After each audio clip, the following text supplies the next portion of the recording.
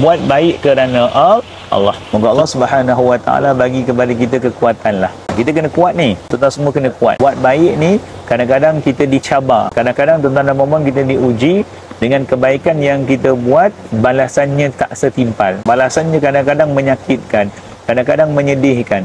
Tetapi tuan-tuan jangan berhenti daripada buat baik. Buat baik ni kadang-kadang ada balasan, Allah bagi baik kepada kita.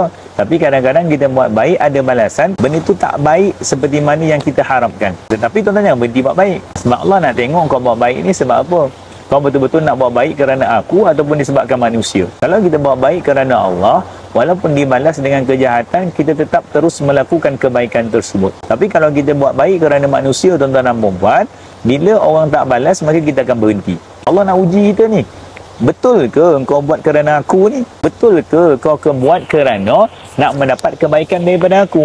Betul ke engkau buat ni lillahi ta'ala? Betul tak tuan-tuan dan puan-puan? Ramai orang pada hari ini, masa tuan-tuan dia buat baik tu, orang balas dia baik, dia buat baik. Tapi bila buat baik tu dibalas kejahatan oleh orang lain, maka dia berhenti. Nampak sangat?